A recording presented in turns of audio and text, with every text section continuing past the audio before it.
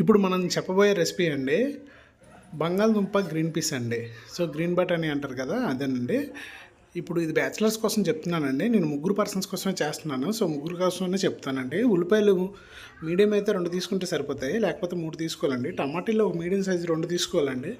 మిరపకాయలు 4 తీసుకొని నిలువుగా కోసుకోవాలండి. కారం కొంచెం ఎక్కువ కారం అనుకున్న వాళ్ళు 2-3 ఎక్స్ట్రా తీసుకుంటారండి.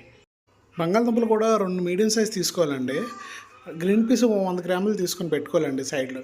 ఇది వాటర్లెస్ పెట్టుకోవాలండి, ఎందుకంటే మేము ఫ్రోజన్ తెచ్చాను, అందుకని వాటర్లెస్ సైడ్కి పెట్టానండి.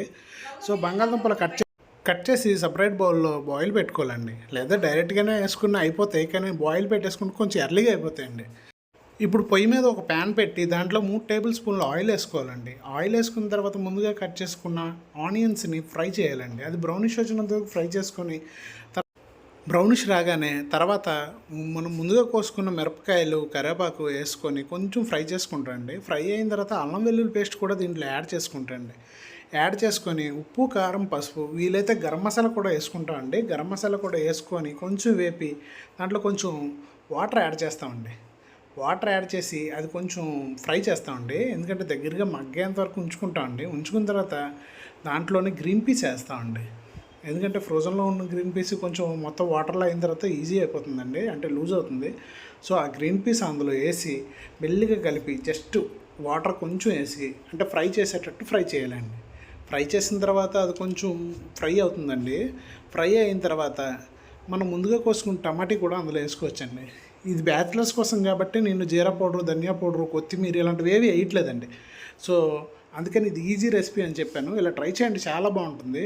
ఇప్పుడు టమాటాలు వేసి కొంచెం మగ్గినంత వరకు ఉంచి ముందుగా బాయిల్ చేసుకున్న బంగాళదుంపలు అందులో కలిపేసుకోవాలండి. కలిపేసుకొని దగ్గరగా మనం కొంచెం వాటర్ వేసి కలుపుకుంటే కూర టైట్గా వస్తుందండి, చాలా బాగుంటుంది. కానీ మీరు కొంచెం లూజ్గా గ్రేవీలా కావాలనుకుంటే వాటర్ యాడ్ చేసుకోవాలండి. వాటర్ యాడ్ చేసుకొని కొంచెం ఉడికినంత వరకు వెయిట్ చేయాలండి. 10-15 మినిట్స్లో అయిపోతుందండి. బంగాళదుంపలు వేసిన తర్వాత 10-15 మినిట్స్లో స్లో ఫ్లేమ్లో చేసుకుంటే చాలా బాగుంటుంది. ఇది స్లో ఫ్లేమ్లో అయిన తర్వాత ఒకసారి ఆపేయవచ్చండి.